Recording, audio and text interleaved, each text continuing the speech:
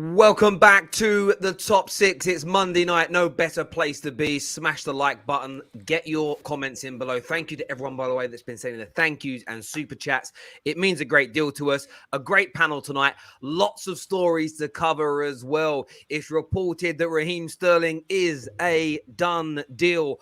Arsenal with a new €40 million bid for Lisandro Martinez. The Ligt to Man United. Could it be? Could it be? Could it be? And will Dembele stay or will Dembele go? We're also looking at an £85 million bid reportedly for Anthony Gordon and Richarlison. We're going to be delving into all those stories and a lot more on the show, but please make sure the like button is smashed, as I say. And what a star-studded panel we have tonight. Of course, KJ back out from behind the scenes, repping United tonight. Football Terrace royalty in Have Hope is here with us this evening, talking all things new at Chelsea. As I said earlier on today, I'm now calling, there's so much change at Chelsea, I'm calling you Caitlyn Jenner FC. It's a mad Pause. Terrence, that's crazy. Terrence, that's crazy. It's good because I think you're now going to show your real selves. You know, that is a positive, affirming message. Patrick's here. Patrick looks like he just finished work, looking good. Office party vibes. George is with us again. Two Spurs fans on one show. Can you believe it? Come on. Dynamic duo. And representing Arsenal tonight, man like Gunnar Souls is here with us. How is everyone doing? Everyone feeling good? Yeah, good as we can be. No, not really, man. Nope. I've had a nice little break. Had a nice little break from being on camera. So yeah, but glad to be back in. I do not endorse those comments recently, Terry, that you've been making about me. Those are all a fabrication and lies about why I've not been behind the scenes because you're better off camera than on. Oh, is that it? That's me. It's like if Neek says no, and I'm all right, KJ, come on. Through bated breath, I say yes. No, I mean, all good. But there's lots to delve into and talk about tonight. We will come on to Arsenal Raphinha update as well, because the Dembele news links to the Raphinha news, which links to the Richarlison news. It is an absolute domino effect in the transfer window at the moment. It really, really is. I don't think anyone can get away from it. I want to start off, though, with a deal that involves Chelsea and Manchester United. It was reported today. Well, it wasn't just reported today. When the news first broke that Chelsea were interested in Ligt, it was kind of weird that this was ignored by the British press. The statement read, no renewal, no contract extension, no this, no that. Ligt wants to leave. He's handed in a transfer request, and Chelsea and Man United are going to go in for him. The media just said Chelsea go for Ligt. They kind of ignored the sentence from Italy that Man United were involved. But now the press is suggesting that Manchester United could forcibly enter the scene for Ligt. Chelsea are in pole position, but Ten Hag is serious, and an offer of 80 to 90 million euros could make the difference. What we're saying about, first and foremost, is Ligt worth 80 million euros, which is what, about 65 million pounds? Yeah, no. I'm going to say yeah, you know. I know I'm going to go against the grain and say yes. Trick. Did you see the guy at the Euros? Did you see him at the Euros? Yeah, but he's so young, and we've seen what he can do in the Ajax team on their run to the Champions League semi-finals. That was 3,000 years ago, man. I don't know. I hate when guys do this stuff about like, okay, so he's worth this because, oh, look at what he could do. Look at what he could do because he's so young. Yes, if this was 2019, I'd be like, boom, yeah, because in 2019, guys are like, man, this could be the next great defender because this guy is 19 and look at how he's leading and Ajax him at such a young age. Then we saw how he struggled at Juventus. Then we saw him pretty much cost his country a place in the quarterfinal with him trying to play like handball, volleyball in that game. So I'm sorry, De Ligt really ain't that dude. Now, he's improved for Juve and so forth. But the answer to your question, Terry, is the game's changed. Ever since that dude from Brazil called Neymar went for 222 million, the market has gone crazy. So you have a fridge that you guys bought for 80, 90 mil at United, and you just have guys who are 120, 130, 140. So we should stop focusing on like, oh my gosh, is he worth that? The numbers don't mean anything. If you want him, pay the money. Forget about what the price is. The price isn't related to how good they're. Money, boom. Look at that. Look at no, that he's not. No, Terry, are you reliable? Who's changed the settings on here to push the framing up? That annoys me. KJ, you touched it. Yes, I touched it. Yeah. Don't ever do that again. Do you know what it is? It's just one of those weird, I'm so anal about it. It moves up and my brain goes, what are you doing? It's so annoying. Anyway, now listen, I am very reliable. Tap in tier 1 tell, they're calling me these days. So that's where we're at. It's what it is. I get your point about the Ligt, but he's still only 22 years old. He's younger than Konate. He's younger than Jules Koundé. He's younger than that kid. You know that kid that's about to join West Ham? Everyone's raving about Jesse Lingard. Younger than him. Younger than the other kid. He lost his cheek. Like, I don't kind of get the sort of negativity, but you think he's good enough, Patrick? Yeah, and I'm glad you said that, Terry. I wanted to expand on my point because Have Hope obviously jumped in and said all of that stuff, but he's 22. He's young. He's going to get better. Yes, he's had some shaky years. He's had some adversity, but he's good enough to battle through that and continue. 22 as a centre-back is a baby, and he's gone through a lot. He's had a lot of experience. The guy's a good player, man. He's good on the ball. He's a good passer. He can read the game well. Yes, he's not the quickest, but you don't have to be if you can read the game well. And I think under a good manager and with a good base, if Man United actually get the structure right, then he can be in that team for the next, 7-6 years, and they build around him. But sorry, Patrick, real quick. Sorry, Cage, just real quick, Patrick, and come see Cage. Yeah. So let's say he's going to United. So I'm pretty sure you'll know, and even Jordan, you'll know as well. So remind me again. Was Ten Hag the manager in that UCL semi? Yes. Was De Ligt also a defender as well? Yes. Did a guy with a receding hairline score a hat-trick in about 19 minutes to knock those guys out? While when De Ligt was on the No, I didn't crack a joke. I don't know where you guys are laughing. It's not just De Ligt's fault, though. Nana, the keeper, should have done better on one of them. Also, I can't remember. Yeah, it's not just De Ligt. Come on, that's a bit harsh to throw it all on him. What do you want to say about that? He was only 19 at the time. I've seen a lot of football fans in the last however long. Few weeks. Why does Ten Hag want to buy his ex-players? I think you've even brought it up before, and I have thought about it like objectively. Well, Pep hasn't really done it when he's moved. Klopp hasn't done it when he's moved. Like gone after a shed load of the players that he used to manage. But there is a big fundamental difference that I think staring us all in the face, but we haven't noticed it. He has unfinished business as a manager with these players. Ajax every single summer essentially get pillaged. All their best players get taken away. So Ten Hag, he had a year where you had De Ligt, Frankie de Jong, Donny van der Beek, and others, where he looked at them and probably thought, imagine he would have wanted to have kept them. He'd still want them now at Ajax, but he lost them all. So I feel like he wants those players back so he can recreate and to restart what he'd already begun, which was great, building a really, really good team. And he never got the best out of them. And he obviously feels that none of them have been utilized to the best of their potential since they've left Ajax and wants to bring them all back under one kind of banner and get the very best out of them. It's a little bit like, it's a little bit like Take That. When Take That broke up and they all went solo, it didn't really work. And then Take That got back together and they took over the UK music. This is the thing though, like we need to look at why has De Ligt not lived up to the hype. If you look at Juve since he joined and all they've gone through, you're telling me a 19-year-old defender at the time was going to come in and it's going to flourish into the player that we all thought he could be in the space of 2-3 years. Of course he wasn't going to. Juve been in a weird spot for the last 2 seasons.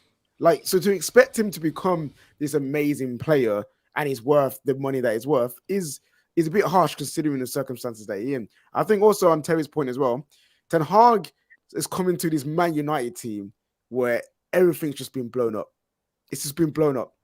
What do the players like want to play? How do they play normally? Do they even like each other? Everything is just in a mess right now. So for Ten Hag to actually be like, right, let me get players that I know, that I already know my system, that already know what I'm going to want from them, is a smart thing to do because it makes his job easier. Those players can then help everyone else come in and do and get used to the role. And then going on from January or maybe the next summer, you can start looking at players who are maybe not from the Ajax mold or used to Ten Hag to come in and complement these guys in. I'm not saying that I want De Ligt at that price, but I get I understand the thinking of why it would be a good idea to bring him in. Can I just? I want to counter that point because I understand all of this, bringing the band back together, and it seemed like a good idea.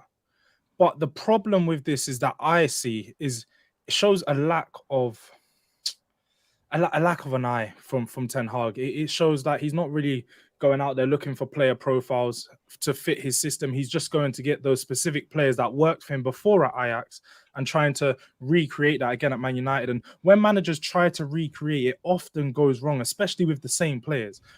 He should be looking at other players that can come into Man United and take Man United to the next level, in which both of these players may be able to, but they're both players that are young and will have to come to the Premier League to adapt. And yes, they will know his system, but they don't know the Premier League. They don't know the pace of football, and they need to come in to Man United, which is one of the biggest clubs in world football. So it's going to be a massive culture change, which they've already done, and they both struggled with their original culture change. I get that. So when over to England, I think it's going to be a trouble for them. I do get it. Souls, have you got a fan or something on in your room? No.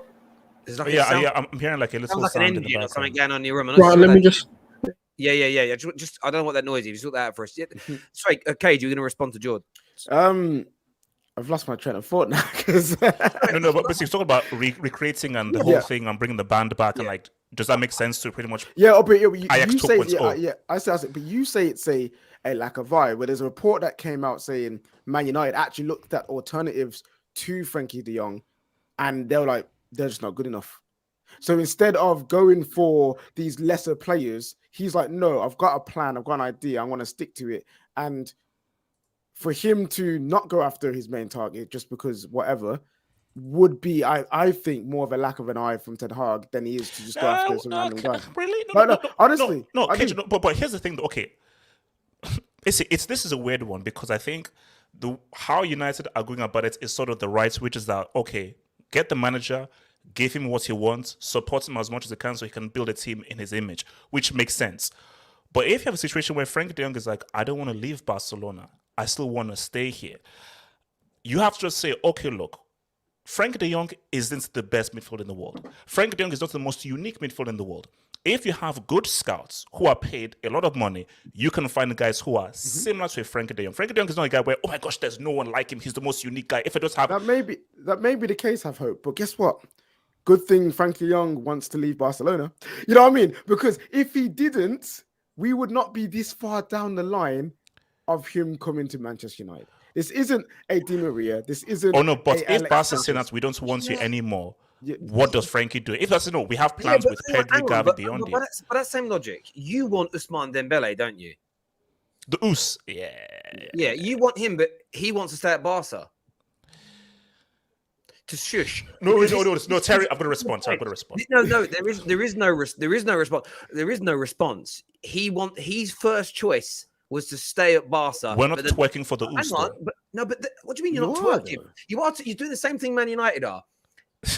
Barcelona are basically said to them, you can stay if you take a pay cut. And if you actually read the reports from Barcelona as well, they're happy for De Jong to stay, but they've said that they want to do a contract renewal and lower his wages. They are treating De Jong in the same way that they're treating Ousmane Dembele. They have hemorrhaged, they've overpaid players for years, and that's what partly led to their financial situation. So De Jong and Dembele are in the same position. But as I tweeted yesterday, Chelsea seem to get this, and rightfully so, because it isn't desperate, but they're left alone to chase a player that doesn't 100% want to be at Chelsea. He'd rather stay at Barca, and no one cares. Man United do it, and it's like, oh, you look like a pathetic, desperate club. Sorry, the way that United have been chasing De Jong is the same way that Chelsea have been chasing Ousmane. Chelsea have numerous targets. With United De Jong, it seems as if we don't get De Jong, we can't even exist or move. United are going all in, every man, woman, and child for De Jong. That's not what Chelsea are doing for Dembele. Yeah, but look at the whole Koundé thing. It's not happening. Koundé prefers Barca. Chelsea are now moving on to another target. But United are just obsessed with this one target. But we can get out. That's great. But we can get out. This is the difference. You've given a completely opposite example. But I don't think Jules Koundé has picked Barca over you. I think you've changed your direction. However, we'll go with your logic. Jules Koundé has picked another club. He doesn't want Chelsea in your mind. Frankie de Jong has agreed terms with Manchester United. That's done. This is 3-week-old news. He's happy to join. We haven't been twerking. This deal's been held up by Barca trying to extrapolate more money out of Man United. We haven't spent 5 weeks lifting our skirt up to Frankie. That's done. Weeks ago, that was done, bro. Like, what people are trying to do to Man United fans is, this is what was said when we first linked to Frankie de Jong. It's what's been said today when we've been linked to Ligt. These are the, give or take, these are the words. Frankie won't downgrade. Now that Frankie's happy to join Man United, you've got to find another way to spin it and make it sound negative. That's all this is, in my opinion. But How to make Man United transfers look bad. Here's my thing about this whole desperation, looking all of this. Listen, Man United for years have been mocked and laughed at because they had an idea of what they wanted, ended up not wanting to pay the money for it, and therefore get a different player who we overpaid for, and then flipping. He's just not our first choice. I.e., Fred. Fred is a big example of that. We didn't want, like, Mourinho didn't want Fred. He wasn't on the high end list, but because of X, Y, and Z reasons, we changed direction and we ended up getting him. We've done that for years. So we're getting laughed at. We used to get laughed at for doing that. Man United, for the first time in a while, have a plan that they stick to, that they want. No, this is the target we want. We are going to get him. And now we're getting laughed at for doing that and not abandoning our plans. No. Look, KJ, look, see, to get this guy. Listen, and this is Harry, you may not be implying this, but this is what is being implied by rivals, and not just by rivals, by other Man United fans who can't wait and can't have the patience just to let something new that started 2 months ago actually work. We've got an idea of what we want, and for once, we're doing everything we can to go get it. I don't see why that's a negative in my opinion. I don't think it's risky, because I start off by saying that, look, how United are going by doing this makes a lot more sense. You bring in a manager, you support the manager. If you're bringing in Ten Hag, you have to go all in for Ten Hag. So if he says, no, this piece is important for what I want to try and do, you help to support him. But at the same time, it just seems as if, because the reality is, I'm not sure Frank de Jong is jumping to come to Man United. And it just seems as if, like, you are going all in for a guy who, because here's the thing, and that's what I even want to ask, maybe you, Terry, and so forth. Is it Frankie and two other midfielders as well? It can't just be Frankie with McSauce and Fred Flintstone in that midfield. Again, I'm not saying you don't obviously follow United news. They're looking at two midfielders, Frankie being one of them, and then moving on to somebody else. But this is what people have got to weigh up. There is a good budget at Man United, but it isn't a bottomless pit. Knowing whether we're getting Frankie and how much we're paying for him dictates who else we go for. I.e., if Eriksen says yes and it's a free transfer, I then think extra money will be put towards the Antony deal. But if Eriksen says no, for whatever reason, now suddenly we need to put money aside for a new midfield player. So everyone panicking that all the deals aren't done yet. It's because you've got to wait for things to fall into place, because you need to know how much money you've got. And you don't know how much money you've got until you've actually signed particular players or decisions are sort of made in relation to that. We've got some super chats here. First one says, simple reason why we are chasing Ajax players. Got a job in April. Philosophy is different to Ralph's and Ollie's. So all scouted players were ripped up, and Ten Hag is, I don't know what to say, recommended safe options that he knows the scouts will adapt to. And I think that's absolutely right. A reminder, if a club was diligent and chose the manager before April, could have signed Gravenberch for 15 million. Listen, trust me, no one sells their talent to English clubs for that amount of money. They always put that Sky Sports tax money on there. Do you know what I mean? Is that Sky Sports money? 15 million, and I know who you're talking about, for free, plus no De Jong saga, but there hasn't been a De Jong saga. You know, I'll give you a player we're going to talk about in a little while is Sandro Martinez. Arsenal have been working on that deal for 2 months. Why has nobody said that? Why are no Arsenal fans crying today going, it's an absolute disgrace? 2 months working on a deal. This is outrageous for a regime that's been there 3 years. De Jong has not taken too long. It's an absolute fallacy and lie pushed out by Fungus fans. It's as simple as that. The Fungus fans have been pushing this shit. Viewers, but we do want your take. We want your thoughts. We want your feelings. De Jong is closing in as well. The Ligt, though, where will he end up? Chelsea or Manchester United? Another player that Chelsea are linked to. Now, interestingly today, this is from Sam Lee from The Athletics, and I will quote you his words on this. Sam Lee's words are, I'm just looking for the graphic, that I've spoken to someone last week who reckons has been told that Gabriel Jesus and Raheem Sterling are done deals. And what's very intriguing about this statement that's been made is the fact that this was recorded last week, and he spoke to somebody the previous week. who said Jesus was already done ever before. A lot of Arsenal fans had a theory that the deal was done about a week ago and he was on holiday, so it was delayed. Get Fabio out the way and move on. But it's now being claimed that Raheem Sterling to Chelsea is a done deal.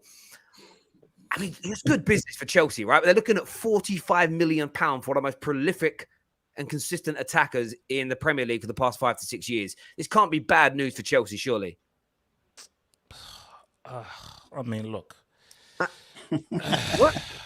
When is Have Hope happy? He's never happy. You don't seem too happy, man. I mean, look, I'm sorry. Like, you see, this whole thing of Premier League proving and stuff, we are getting, and I don't mean to be rude and everything, we're getting Man City sloppy seconds.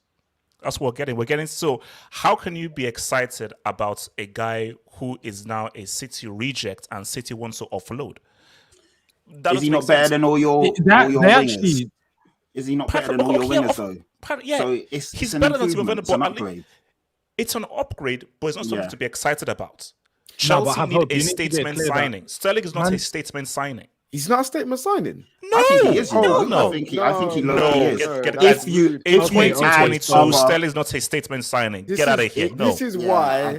This is why Raheem the Dream will go down as one of the most underrated Premier League players of all time. He's quality. No, man. the thing is with Sterling, year in and year out. Why was he warming the bench for City? Hope. We need to have something clear. Man City. I'm not going to sit and rave on that he's an amazing player. He's a consistent player and he's a consistent goal scorer. As Terry said, his numbers don't lie. Man City don't want to get rid of him. They're happy to let him go because he's at a stage in his career where he's 26. You either have to give him a bigger contract because he's on 300k a week. He's still fairly young, so he still has quite a long time in his career left. You have to give him a bigger contract or you let him go. They're looking to cash in, let him go, and you're the team that's going to pick him up. I don't think he's a City reject. And for him to come into Chelsea, he's instantly going to be probably your best attacker. There's probably no doubt in anyone's mind about that. He's going to... George, I don't know about you, but I've never seen a reject win 4 Premier Leagues, be crucial in like two of those seasons of doing it. Part of Centurions, one of the highest goal scorers in the Premier League history. Like, I've never seen 2022, and he was England's best player last year in the Euros. He was England's best player. So I've never seen a reject do that in my life. So, boy, no. Nah, do you know? You know what it is, right? Like when we say sloppy seconds of Man City, you've got to look at who Man City are first. You know, they are one of the greatest Premier League teams to grace the Premier League. And we're taking one of their, arguably one of their more important players. So you've got to look at it in that way. You can't look at it as sloppy seconds of a Brighton or something. And that's but that's how it comes across to me. Was he a regular starter for Sterling? Was Sterling a regular starter for City? No one is a regular starter though, other than Rodri and KDB. But other guys started more than him. Have hope. 2 of the best midfield players your football club has ever signed. You probably don't remember the first because you might have supported a different club back then. Sorry, don't do that. You signed Claude Makélélé when he was past his best, when he wasn't wanted by Real Madrid anymore. But how good was Claude Makélélé in that period at Chelsea? Michael Ballack probably gave his best years to Leverkusen. His best years there, but then moved to Chelsea later on. That's a bit more of a step up. Leverkusen, of course, weren't, well, back then they were actually a much better team in Germany than they are right now. But you've signed players who have been at the latter end of their careers before, for one reason or another, who have done brilliantly at Chelsea. So again, I think you're I think you're being a snob. I think you're being a snob towards this deal. No. Wait, hold on. Wait. Let me actually respond to what Terry said. Terry, you're talking about a guy who pretty much defined a role in Claude Makélélé. So a washed-up Claude Makélélé is still very good when you look at just how iconic he was. Michael Ballack, yeah, he was good for Leverkusen, but also Michael Ballack's really good years were also for Chelsea as well. So that analogy doesn't really make sense for Sterling, who I'll give Sterling that Centurion season. I'll give Sterling the 18-19 season where they lost to Tottenham in the UCL. I'll give him that. Since then, he's been on the decline. Grant said he had a great Euros. He was amazing at the Euros. But club-wise, he's been on the decline. Yes, it's an upgrade. But I'm sorry, it's not something to be excited about. It's not a big signing. I'm sorry. To be fair, to play devil's advocate, though. I think this is? I think Havertz projecting how he feels about Chelsea onto Sterling. I feel that you are believing in this decline of Chelsea, and now you're seeing Sterling come. you have to project it onto him. That's what's happening. No, but KJ, no, it's but not he's that. got a point though, because if you look at it from an Arsenal perspective, when we signed Petr Cech, David Luiz, and Willian, they were past their best. So sometimes you do have that fear that you're signing someone that City are really letting go of. 26. Let's not do that. No. You what I'm guys saying keep is, naming players that are like But what I'm trying to say is, what does he have to prove? No. What I'm asking, what the point is what does he have to prove? Because he can go to Chelsea and just get a paycheck and sit. Just ride it out. No. Sterling is going to do well. But you're projecting again. What you're doing there, Styles. I know you're playing devil's advocate. Is you're sort of looking at Arsenal's failings and sort of saying, well, what if Chelsea make the mistake of signing people that don't want to be there, that have lost their appetite, then you've got a point. But I just don't think Chelsea's the club for that. I don't think the new regime is going to allow it. The reason that Thomas Tuchel has been backed and the rest of the board has gone is because the board had a different idea to the manager. Bowley's group are saying, we are getting 100. This is why I said in my video earlier, I'm scared of Chelsea because as great as Roman was, the little sort of chink in the armor of Roman is that he'd have a manager like an Ancelotti. He'd have a manager like a Tuchel. He'd have a manager like a Jose. And when you think Conte as well, and you're like, oh my God, this team's so good, it's going to be dangerous. He'd get rid of him for not winning the league one year, or he'd sack him because they had a fight over Roman wanting a player that the manager didn't want. And it always helped rivals kind of catch Chelsea back up. There's no way this Bowley group and Tuchel are going to allow a player to come in. And by the way, at 27, 28, and put his feet up for the next 5 years and retire. That's just not happening. No. Sorry, here's my thing. Sterling is not that kind of a guy. Sterling is a consummate professional and he's going to come and do a good job. Let me just be clear here. This is an upgrade. I told you, Timo Werner is a spy. That guy is garbage trash. So 100%, Sterling is going to come in and it's going to be an upgrade. But you have to understand what I'm saying. Of course, it's an improvement. Of course, we're not going to be much better in the attack because we have a better goal-scoring threat. But I think Chelsea need a signing to really excite the fan base. Yeah, but announcements and be like, wow. There's only one attacker who's semi-available right now in world football that would do that for Chelsea fans, and that's Neymar. Do you know what, KJ? It's funny because last season when they signed Lukaku and they were like, wow, Lukaku's coming home. It only took 3 months for the fan base to turn on him. Hey, I wasn't happy about that one. Don't put me with those fans. I wasn't happy with this. Let's leave this. Who do you want? Who do you actually want? Who's going to excite you? Obviously, the two that are dubbed are Sterling and maybe Dembele. So out of the two, who would you realistically want out of the two? Oh no! If they announce the Oos, Trick, that's a statement signing. Trick, I don't know. Let's try. I agree. No, I can't have this. How is Oos Dembambulance more of a statement signing? Dembele. Say his name. Raheem the Dream, four-time Premier League winner, Centurion, best player at the Euros, Sterling. Bro, you have to understand. It's crazy to say that. There's no way that Dembele is a statement signing and Sterling. He is to anyone. That's just crazy. No. Okay, KJ, right now. Okay, in the world right now, is Sterling regarded as a top elite player in the world right now? Just perception-wise. No, he's not. Perception, no. Yeah, he's not. He's not. Yeah, but what's Dembele done to have this? I think. Wait. Before we continue, the Ooze, I like the guy. I think he's highly talented. But if we're talking about perception, my man's known for being in hospital, getting married, more than actually being on the football pitch, bruv. Chelsea's medical team were good. I believe in our medical team. That's the first thing. Second thing is this guy started only half games in La Liga and had the highest amount of assists. KJ, if he can be fit, look, it's a gamble, bro. When you go in so freaking blackjack or poker, you're gambling. You don't know what the cards the guys are holding. You're gambling, so it's a gamble, but it's a calculated gamble. Like people say, if this Neymar thing is real. Bro, like Terry, check your sources. Terry, if Neymar is real, Terry, please tell me, because I'm ready to write.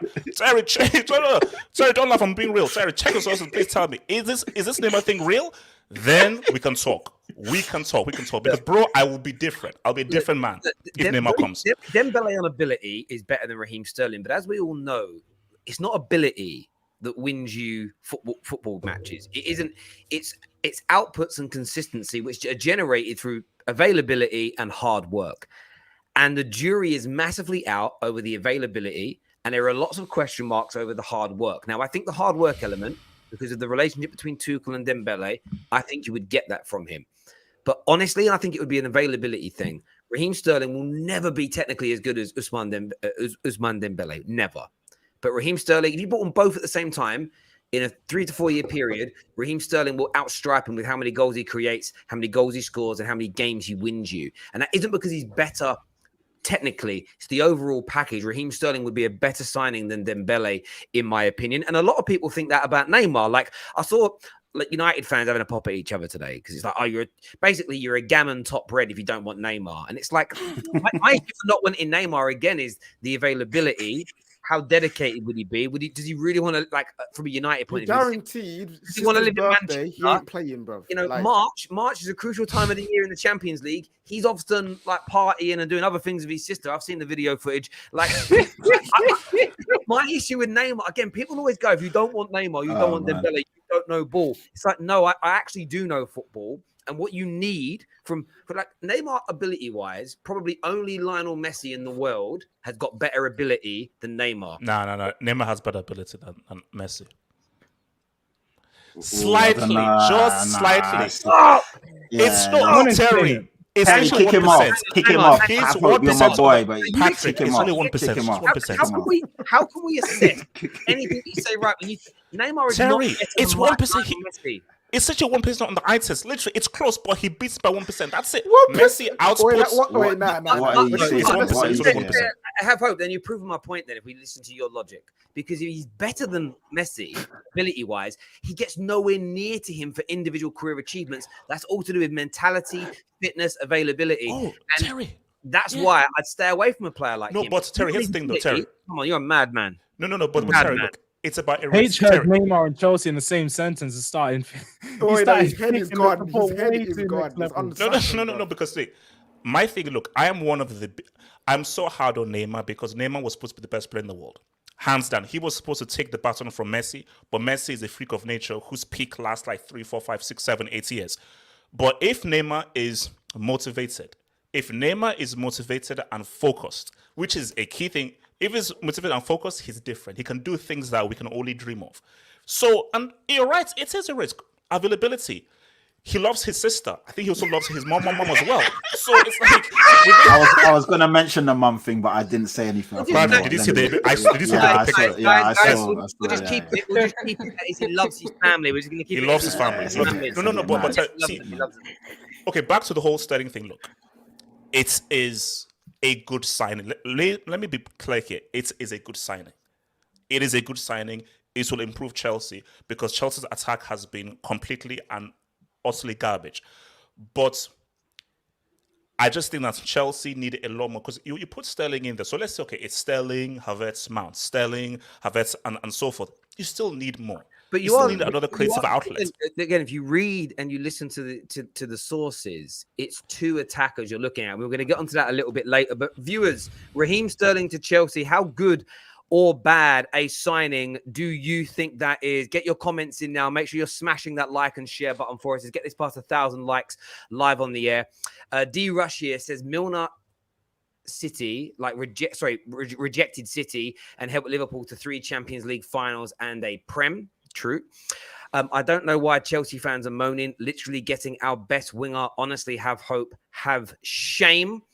Sterling will flop without Chelsea signing a DM. Why is everything evolved around a DM? Like everyone, if we don't sign a DM, we're finished. And it's the right type. It's got to be a DM that covers ground and is like an enforcer. Like it must be. Maybe you can't win games on FIFA without one of them at the minute, and it's crept into real football. I don't know.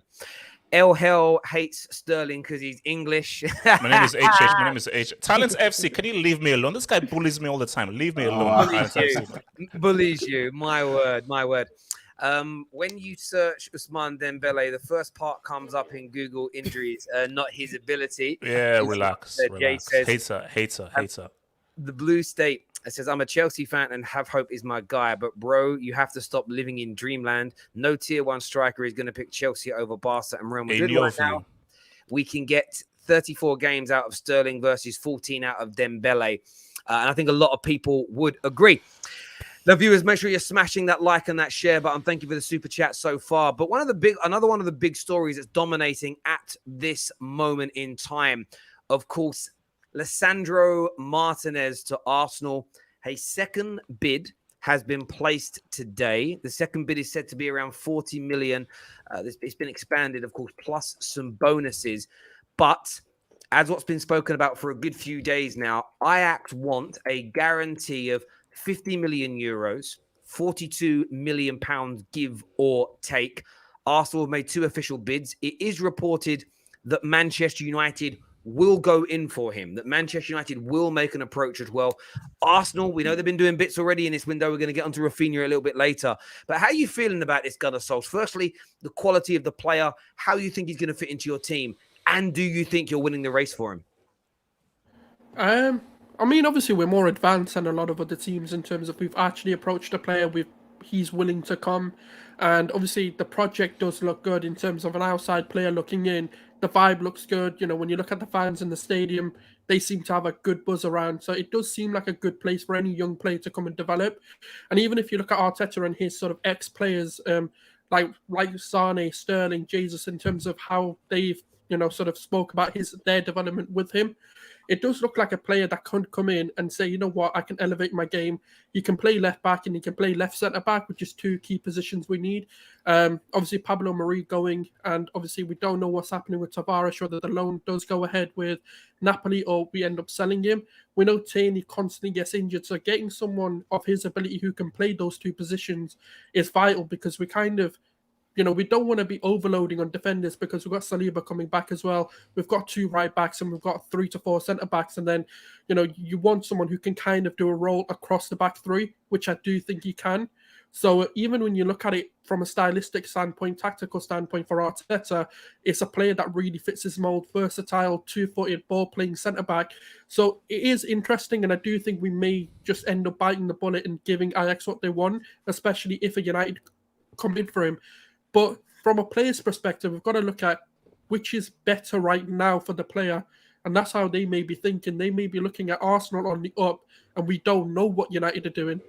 No player can have a guarantee going to United, whether there'll be a success, whether the project could go on. It's a toxic place, and that's one of the battles we had when we first, bought in Unai Emery, because a lot of players didn't want to come because they didn't know what was going on, and there wasn't really a solid plan. And one of the things I'm realizing is plans mean everything to players, and you can convince a player just by telling them this is what we want to do and this is our aims, and if that kind of matches their ambitions, you can get him in. So it's a matter of speed, and it's a matter of how much intent we show. And if we can get that deal over the line before United even think about doing it, then the player's ours. But it's a time for us. We just need to get in. Ajax won 50 million. It's one of those ones where you have to bite the bullet sometimes, just so your rivals don't come in and potentially take the deal off you. It's an interesting one, because, again, I don't necessarily think... I get your point about United being toxic. I don't think Sandro is going to kind of look at it that way. He knows the manager. He knows the coaching staff. It'll have a different feel. Old Trafford will feel different this year. Will it work? That's definitely a point to be raised. I think this will come... If Man United go in for him, I think this will come down to the status in the squad. Because when Arsenal fans are talking about it, it's back up to Saliba, back up to Ben White, back up to Gabriel, back up at left back. Maybe he can play in midfield if Partey gets injured. This guy is an established international. This guy is a proper player. He isn't an 18, Urian Timber's different. He's a kid. He's had, 1, maybe 2 years playing regular first-team football. I think this is a little different. If Man United say, we are going to make you part of our first team, you are going to start as a main centre-back, a little bit like, how you guys, one of the biggest reasons you won the race for Gabriel Jesus compared to other people looking at him is you said you're going to be a main man. I think that could be really key in this. But Arsenal are leading the race. They're making the official bid. United is still kind of sitting on the edge because there are other priorities first, in the likes of getting Frankie over the line. They're, of course, chasing Christian Eriksen. There's the Antony talks are going to happen. And United are going to talk to Ajax, but they're going to speak about Antony before they speak about this player. But what are you saying, George, about this guy? Because Arsenal 2 weeks ago, when you were on here, were a bit panicky. They weren't signing anybody. No. Suddenly, Arsenal have Jesus done. Vieira done. Raphinha, they're leading the race for. Lisandro Martinez, they're leading the race for. I mean, this would be another brilliant signing for the Gooners, wouldn't it? Yeah, no. This is one player that I don't think anyone can really sit there and say much bad things about. He's a very, very good player. He's talented. He plays in centre back as well as playing left back. So those are both the positions that Arsenal need backup in. So I think it's a perfect signing to fit what Arsenal need. He's definitely that type of player. The one problem I think he may have with regards to choosing after sort of over United is the playing time. I don't know which team he's going to get more playing time at, because Tierney's ahead of him in the left back position as he's Arsenal's captain at the moment, if I take it, Souls, right? No, we've not confirmed it yet. But Tierney was he was part of the captain group, so he's in and around that. So you would expect him to be the starting left back, and then of course Saliba. But like they've got, unless they change to a 3 at the back system, he's going to struggle for game time, especially with Arsenal not having that many games. They're going to play in Europa League football. So unless that's what he wants to go do, maybe that might be the place for him. But United, he's got the opportunity to take over Luke Shaw, a player that's struggled for many, many seasons there, and a player that they've been looking to, to move on from. So I think at United, he's got better options. I know the 5 substitutions, yes, that will be key, but a player that's coming into a team as a defender, you're not going to see a lot of game time, even with 5 substitutions. It's not smart to take off a centre-back mid-game. It just doesn't make sense. He's coming on the left side. It's like, we've got 2 spare subs. Yeah, but does anyone think something here, though? Could this... I made the point, squad status.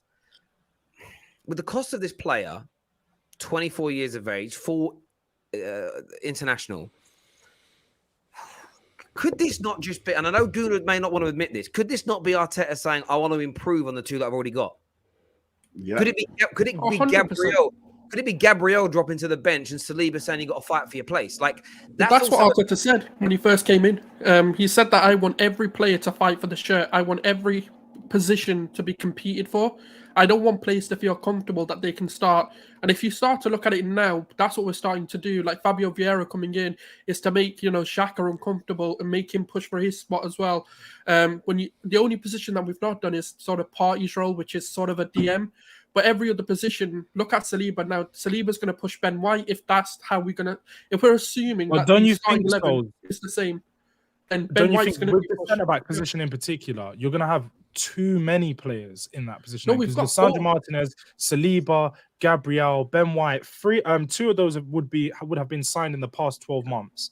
And then you've got Gabriel and Saliba, who were signed in the previous 12 months. So that's 4 centre-backs that you're signing pretty much every year. You can't be signing them to replace the centre-backs you've just signed. Do you get what I mean? Like, but they need to push for each other, though, innit? Because let's say, for example, like in those positions, if Gabriel knows he's a bona fide starter, he can start slipping up. His mentality could go, he could be like, all right, I'm comfortable. I can make a mistake and it doesn't matter. But if he makes a mistake and goes, shit, like Martinez can take my place, then he's going to want to make the step up and become a better player. You know what? What's like, that is like those 4 as a centre-back options is sick. No, I'm not going to lie, it's sick. I think the issue is there's no actual hierarchy with them, which I think make things difficult. Like they're all around the same age, they all have their flaws and they all have their strengths. Like there isn't one where it's like, okay, these 2 or these 3 are like the main 3, and this one is emerging. Because you need that consistency of a partnership. Yeah, you need that consistency, and because they're so close to each other, I feel like getting Martinez would be good.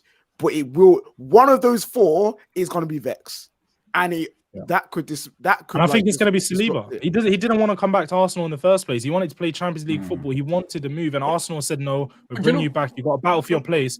And for a player that's been sent out on loan for 2 years to come back to Arsenal to then not be guaranteed a start, it's I don't know, man. It looks really bad. It looks bad on your team, and it's going to upset a lot of players. Because you look at Liverpool. I think Liverpool, it's really 3. So you have Van Dijk, who's a stalwart, Konate, and your boy Matip. But really, you're slowly trying to now usher Konate in to take over from your boy Matip. But the thing about a defense that you need a stalwart. You can't just be like, oh, you come in, you play like what's it called, Oprah giving out all those TVs. It's like it has to be like this is the stalwart. This is what we're about, and if these guys have an injury or they do badly for, let's say, 3 or 4 or 5 games, then you come. It can't be like Ringa Roses of defenders. Yeah, look, I think I don't think I'm not going to slag Arsenal off for having great depth. That isn't the issue. All 4 very good in their own right. Well, we don't know how good Saliba is yet in terms of in the Prem, nor Martinez. We haven't seen them play here. But like, it's more the individuals because they all strike me as players that want to be the starter. And I get the argument they'll fight for a place. So maybe for a season you'll have all four, but you will get to a stage where they're going to say, well, you're not keeping all four for 3, 4, 5 years, in my opinion, unless they're not quite good. It's never happened in the history of the Premier League where you had 4 top-class centre-backs at a club fighting out for positions.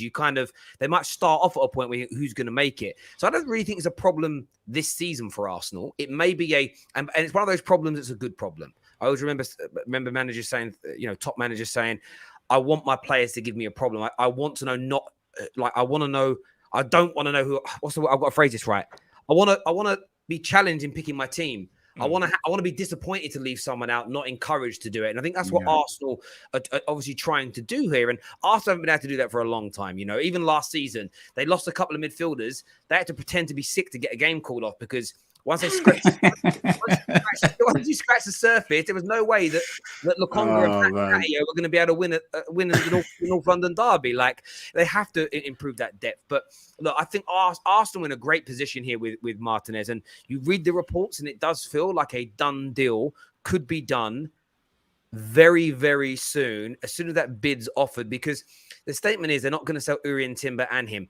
Urian Timber's decided to stay. Like, he's already said, like, I want to be at a club where I know I'm going to be a first-team starter because I want a position at that World Cup. And if Timber was told you're going to the World Cup irrespective, I think he'd have already would have signed for Man United by now. But that's just the way the cookie crumbles. That's just LVG being a hater, bro. That's what. Yeah, maybe a little bit. Maybe he's just putting it there. But it is. Oh, so gone. Sorry, Sammy here says, stop stirring the pot. That's our job, bruv. It's like football debate amongst fans, my guy. Like, Tierney is not a 38-game season player. That's why Martinez is needed. The salt is too real, is what Sammy says. Well, if you've got a player like Tierney that you know you're not going to get a full season out and he's never going to be fit, you should probably sell him. Like, there's no point keeping a man that you... Like, that's not a dig. That's the truth. I hear what you're saying, Sammy. Zane says, Have Hope is Egal's emo version with more hair. No, Have Hope has not got more hair. I do have more hair. I have more hair. I've been around you, bruv. You've not got more hair. I have got... Like head like Zane, I have more hair. Don't worry. Your head is like a snooker ball. Like, Zane, I have more hair. So carry on. I have more hair. Yeah, carry on. Yeah. There we go. Ronaldo's best seasons are far better than any season Neymar has ever had. He isn't even Brazilian in Brazil's top 10. Okay, that's a lie. Relax. Relax. I don't know. If you went through Brazil's history, Neymar might not be top 10, you know. Nah, he is. No, I don't know. I don't know. He's top 10. He's top 10. But listen, off the top of my head, right? But how do you judge it though? Consistency, or do you judge it on like individual performances, or how do you judge this top 10? Well, I think in Brazil, the Brazilians will say, "Did he win a World Cup so far?" Like, first and foremost, that's the currency they deal in. But I would literally say like Ronaldinho, original Ronaldo, Romario, Rivaldo, Cafu. That's 5 already off the top of my head. And I don't know very many. Like, that's Roberto Carlos is definitely in there. Pele, Jesus Christ, Pele. Yeah. No. So you're right, Terry. I don't know if he's top 10. Getting a bit tight still. Yeah. He comes in. Might be top 50. Right. Yeah, top 15, top 11 maybe. And by the way, that's not a dig at Neymar. That's literally, there's so much pedigree from Brazil. Yeah. So good. Unbelievable. So stacked. KJ, we need a DM so our team becomes less passive and midfielders can start facilitating the attack. We don't create enough chances consistently. DMs needed now. No, I understand why you need a DM. It's just that it seems like every fan of every club is always talking about, we need a DM, otherwise we're I hear that. Yeah, I hear that a lot. Yeah, I do hear that a lot. But that's one player Arsenal are looking at, and I think they're in a very, very good position to try and get that deal done. The other one is Raphinha, and Raphinha links into Chelsea. This is a big Chelsea-Arsenal debate, Spurs as well now, because Raphinha is an interesting deal. Raphinha is a player that I don't think any Premier League club thought they're going to have a chance of trying to sign maybe 3 weeks ago because he looked destined for Barcelona. There had been talk of Bayern Munich prior to that. Arsenal are now leading the race. They've made at least one, maybe two, I think one bid that's so far been rejected. 65 million is wanted. But where the cat's really thrown amongst the pigeons in this is that what's been stated is that Dembele's contract extension with Barca. This guy said it was signed today. I made these graphics a little bit later. It hasn't been. No new offer has been made, but Barca have essentially said it's take it or leave it. He's considering his options. And I kind of feel like Dembele's decision is going to really impact what happens with Raphinha. Because if Dembele stays, I don't think Barca have got the money to go and sign Raphinha. I don't think they will sign Raphinha. If Dembele leaves and goes to Chelsea, which he's highly tipped to, Chelsea aren't signing Raphinha. And that just tells me straight away, Arsenal 100% are going to get this guy. Where do we think Raphinha is going to end up? Because the media is really talking like at this moment in time that he's picked Arsenal. You're writing us off, Terry. You're writing us off, Terry, and I don't like this. I don't like what I'm hearing. Tottenham are very much in this race for Raphinha. Tottenham will be a team that he will be considering heavily.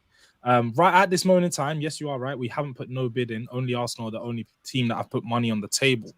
But Tottenham are a team where we don't like to put bids in unless we know the player is 100% or would like to come to Tottenham. We wouldn't just put a bid in and he's like, oh, I would prefer Arsenal. He will definitely. I'm pretty sure that if we put the bid in, there's going to be no doubt in his mind. Why would he choose Arsenal over Tottenham? He wants to play Champions League football. So Tottenham over Chelsea as well? Tottenham over Chelsea as well? Yes. Well, Tottenham over Chelsea at this moment in time, yes. I think, of course, it's very dependent on the player in particular. I don't think this is universal, Tottenham over Chelsea. This will be very dependent on the player, their position, and where they see themselves playing over the next 12 months to 24. But Tottenham, over the immediate future, we have a better prospect of where we're going to be going next season, I think, than Chelsea is. But it's a lot more clear, our vision on how we want to proceed. And I mean, as you said, when Basuma was confirmed, he mentioned about Champions League 6 times in his opening interview. Raphinha would do the same. He wants to play Champions League football. He wants to play at the highest level, and he wants to play with the best players. 3 things you can't do playing at Arsenal.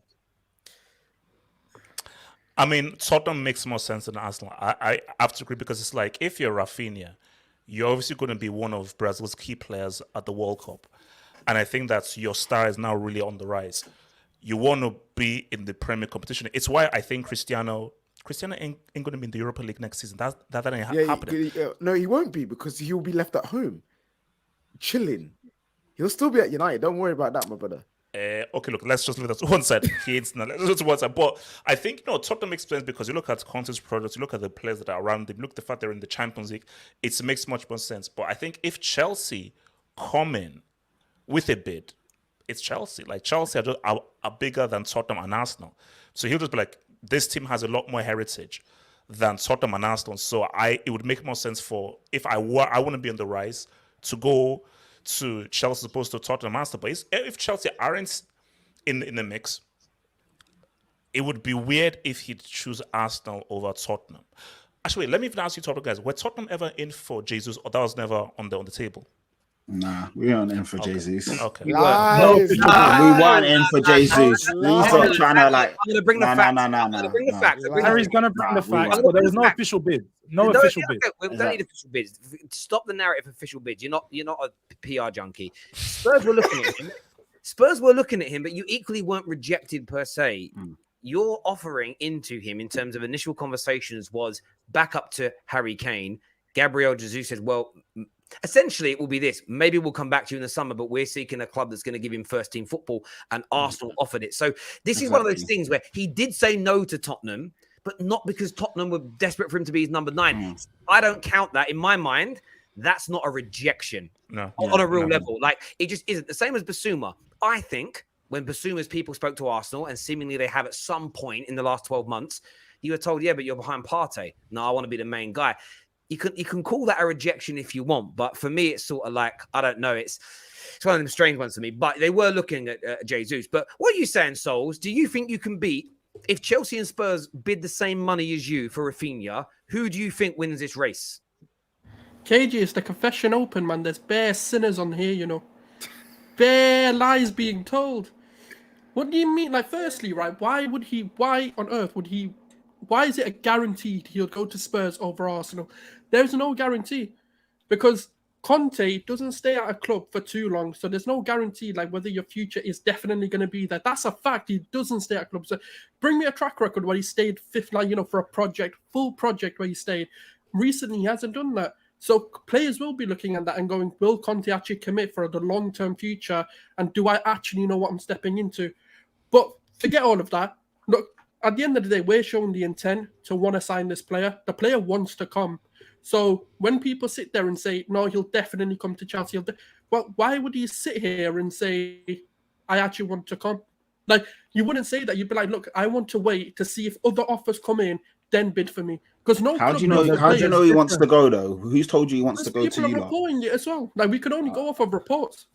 So I don't know. Secondary. If they you reported look he's at accepted Arsenal. Yeah, he's open. He's open to an offer. It doesn't mean he wants to go. The same way you're saying about Conte not being here. Why would you be open if you're looking at other clubs? Like, why, if you're saying no, Spurs, and I'm going to wait for Barca, why wouldn't you say I'm waiting for them? He's a talented player. He's going to have a lot of clubs looking at him. So obviously he's going to be open.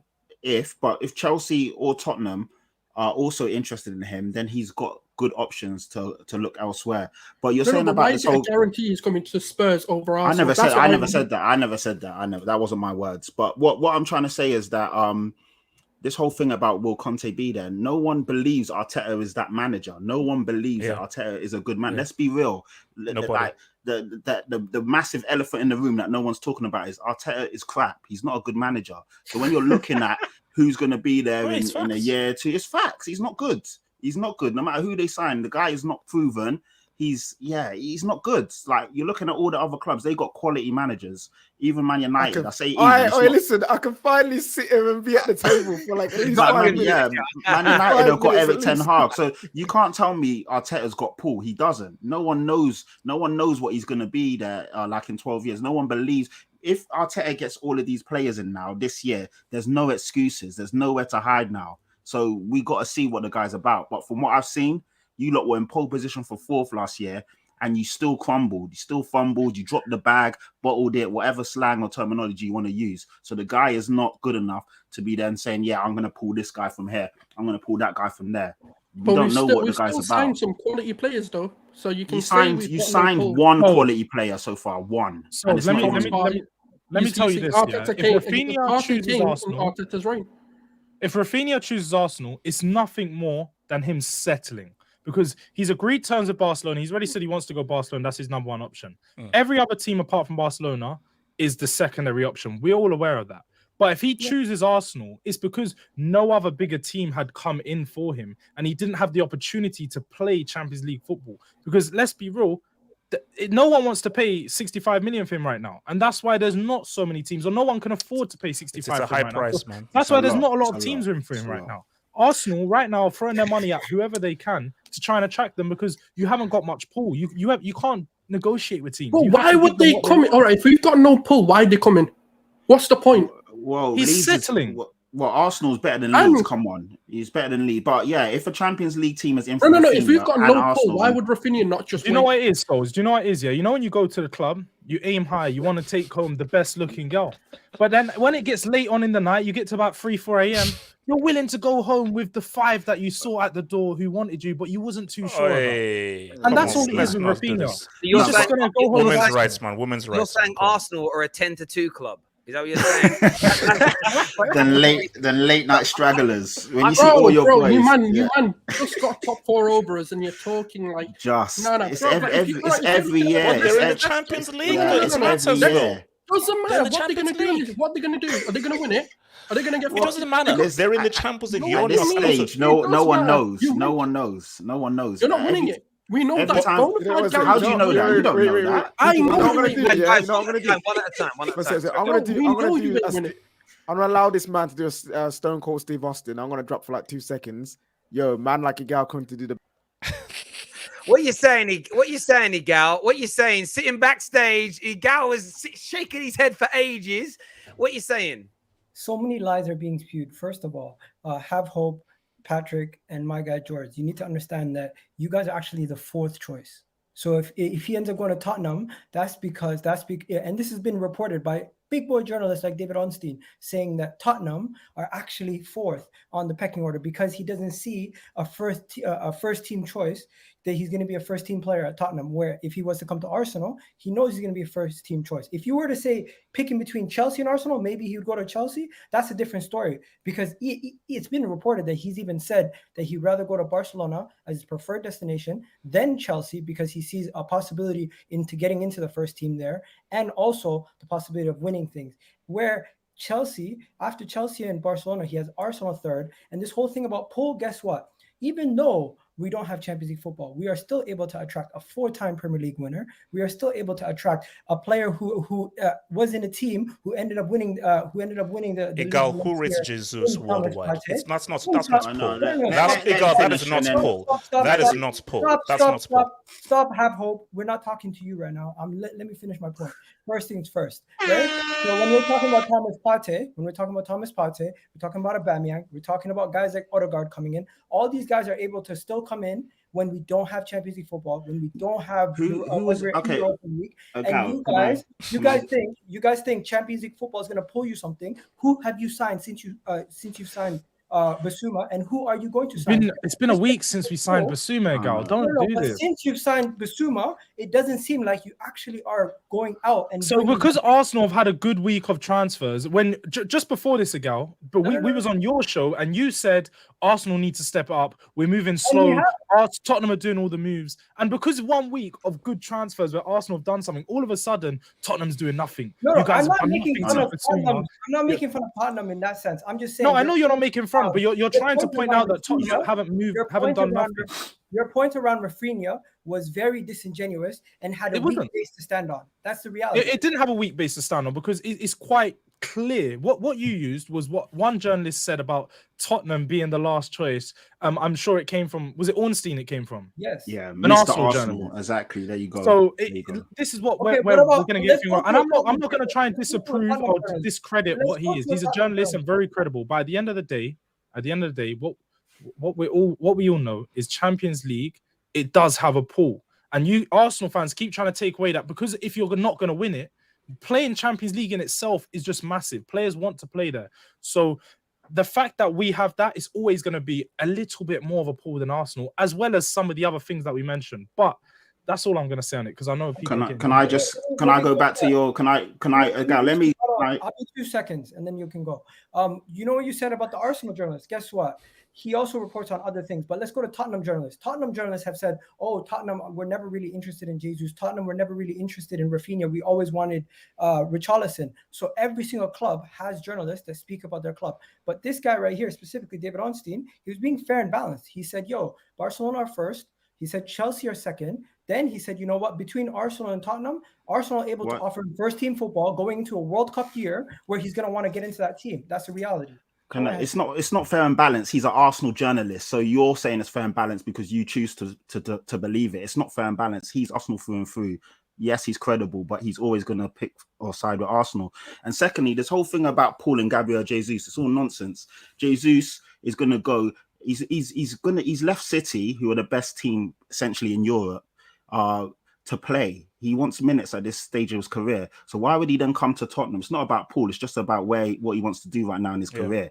The guy was won 4 Premier Leagues, won countless Carabao Cups. He's at a stage where if he comes to Tottenham, he's going to struggle to get into the first team. He's not better than Harry Kane. We all know that. So he's not going to play as the 9, which is preferred position. He's definitely not better than on the left wing than Son. And he's not going to play on the right wing where Kulusevski plays. So it's not about Paul. It's just about realistically. Sorry, say that again. Apply the same context to Raphinha. I agree, but it's not about Paul. It's just about the guy being smart and saying, where do I go? Like he's a bench player for Tottenham where he walks in and he's your star player. He's going to earn the most money there, and he's your best player. So where would you go right now? It's not Paul. It's just about being smart and being logical. Do you know what I mean? So this whole thing, and I've seen a lot of Arsenal fans say, we've got Paul. No, you don't. The guy just wants to play in a decent team. Arsenal, a good team. You got a chance of winning the Europa League if you actually turn up. So yeah, it makes sense for him to go there, but it's not. And you're making a good point, because the original point that George was making and Have Hope were making was, why would he go to Tottenham? Why would he go to Arsenal over Tottenham? But Patrick just laid it out for you guys, the reasons why he would come to Arsenal over Tottenham. No, but I think we're getting confused here. One sec. I want to bring this back round. So again, I actually think he starts for Arsenal because he's better than Saka. And that's not a dig at Saka. He's just older, more experienced, and he's better. The article's interesting from Ornstein, though, because this is what it actually says. It says, after Barca, Chelsea are said to be Raphinha's preferred destination, and not only will they be able to provide Champions League football, but potentially also a better chance of winning major trophies. It's worded so well. It says, then comes Arsenal. They play Europa League football and next season, and Tottenham, who qualify for the Champions League. He doesn't say then Arsenal, then Tottenham. He says then Arsenal and Tottenham. He doesn't differentiate in the story which one comes first or second. He's just written Arsenal first. Now, it might mean that. The one thing we're all forgetting in this, though, and this is on Arsenal's side, is Arsenal are actually making the moves right now. And I think that's why they're the favourites, because Chelsea ain't made any kind of official approach. They've had preliminary talks, same as Tottenham. So I'm wondering as to why. That strikes me as strange, because you should all be doing what Arsenal's doing and trying to get the deal done before Barca wake up again. Because that's why I'm a little bit, because if Chelsea come in and bid the money and get accepted by Leeds right now, he picks Chelsea over Arsenal and 100%. Because of the manager and everything. Sorry. You didn't finish the sentence. The last sentence after that, he says, qualify for the Champions League and are considered Raphinha, but he is not. He is not Tottenham's first choice option. No, he doesn't say that. He doesn't. He says, and considering Raphinha, who qualify for the Champions League, and considering Raphinha, but is not their first choice option. So Spurs don't see him as their first choice option, is what Ornstein said. So he isn't saying Raphinha doesn't see that. Yeah, so that's Spurs saying they're not the first choice option. But no, none of you really looks at Raphinha as Raphinha's links to Arsenal, Chelsea, and Spurs have only happened because Barca haven't been able to get the deal done. And it's almost like last year, Man United and Varane. United had no plans to go for Varane because they didn't think he was attainable or achievable. When they found out he was, they dropped Pau Torres and went, well, we're going to go for Varane instead. Arsenal, you're doing that. You're calling your interest in Tielemans and you're going for Raphinha. Now, I know they're different positions. That's all because you don't know how much you're going to end up having to pay for Raphinha. If you end up getting Raphinha for 50 million, you're probably going to have enough money left over to get Tielemans. If you end up paying 60, 65, 70, if you get into a bidding war, 70 million for Raphinha, you may not have enough money left to buy Tielemans, which is why you call the interest down and you pull away from it for a moment. You're not going to say it's because the money might run out. That's not a dig at Arsenal. That's how transfers work. That's why lots of clubs have to sell a few players first, because you've got to free up money. It's not... Honestly, I look at it this way. I think the order, my personal opinion, I think it goes Barca, Chelsea, Arsenal, Spurs, personally, based on playing time. But I think he'd go to any of them. I think Raphinha would go to the one that makes him the best offer, pays him the best wages. I think he goes to. I do feel Barca is the prime target, but the issue with the Barca is this whole money thing. Now, Barca said that once they sell away some of their TV rights, they're going to free up money, but their priority is Lewandowski first, which could be 30, 40, or 50 mil. And Leeds, it's a stake up. These guys are charging crack prices for this dude. It's 65, 70 mil. So I don't think Barca will have that amount of money. So really, the issue with Raphinha now is he's going to go to a place where it's going to be between Chelsea, Arsenal, and Tottenham. I'm going into a World Cup here. I need to be guaranteed first in football, so I'm nice, fit, and sharp for that World Cup. So in my view, I think it's going to be between Chelsea and Arsenal, because for Tottenham, let me ask you guys, he plays where? On the right. Is he going to go ahead of Kulusevski? So he's going to fight Kulusevski for the role. Yeah, he's better than Kulusevski, and I would more than happy have him take over Kulusevski's spot. But let's get one thing clear. If a player feels like he's coming to Tottenham and he can't overtake a 21-year-old player in his position, I don't want those types of players. If you don't feel comfortable enough to be like, I'm going to come and take this spot in the team, and you're not coming to us because you're not guaranteed first team football, then don't come to us, because I don't want players to come to us for guarantees of first team football. Yeah. Be good enough and you get in the first team. It's as simple as that. I can't lie. I don't see us going for Raphinha. It just doesn't make sense personally. It doesn't make sense. Wait, how no? Why? Yeah, he's a brilliant player, but if we go for Raphinha, then where's all the rest of the money going? I just can't see it. We need a left-sided centre back. Richarlison and Anthony Gordon, bro. Yeah. Richarlison, yeah, I know. Anthony Gordon's decent, but I don't know, man. I don't know about that one. Do you know what it is with the Gordon and Richarlison links? It's a bit like Sterling with Tottenham. it's not fashionable. It's like, oh, really? Is that who I'm kind of linked to? But what I was just saying about money, Hurst from the Times has just put out a comment. And this is what he said. It's about Man United, but it works for all teams. He says, Man United want to sign Lisandro Martinez, but a central defender is only third on their list of priorities, and it remains to be seen whether they will have enough money to complete the deal, which is why they're not going to start submitting bids now, because you buy him now before you've secured other positions, you might end up missing out on another target. Like, it's just sensible. Like, when you need to do as much shopping as Manchester United need to do. Now, if we wanted 3 players only this summer and we had enough money for all 3, you don't need to sign them in priority order.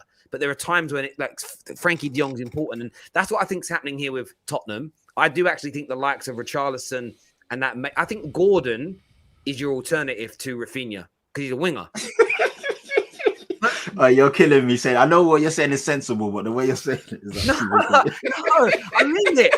Because I just do. It's one of them ones. You're killing. The thing is, I know what you're saying makes sense, but man. Like, also, I think Chelsea are mad though. I think Chelsea are mad because I just think Raphinha would be a better signing than Dembele as well. Yeah, Raphinha's sick. Whoever gets Raphinha is going to be smiling, man. He's a quality player. I don't see us getting him. George, I know you say you want him. I can't see it. Don't worry, Patrick. We will be smiling. Guys, yeah, you think so? You're that confident, yeah? I'm not confident, but I'm pretty. Let's not forget, I was watching from the beginning of the stream. So if you don't remember, Terry, I think you were mentioning something like it's important when a player feels like the team is taking a priority and working on trying to get this deal sorted. So if Arsenal is the only team that's serious right now, the player's going to take note and be like, these guys really want me. These other guys are messing around with me. So I'm going to go to these guys because they're showing the effort and they're putting in the effort to get me over the line. The intent. Wait, but hold up, Egal, though. See, it's a bit tricky, though. As Terry just said, Raphinha's preferred destination is Barcelona. And Deco, his agent, obviously has strong ties with Barcelona. I think Raphinha is going to wait for Barca until like the 11th hour before he then... See, because I think what Raphinha wants is like, man, can you come up with this 65, 70? I mean, like, what is the actual price that Leeds are stating? Is it 65? Is it 70? What's the precise price?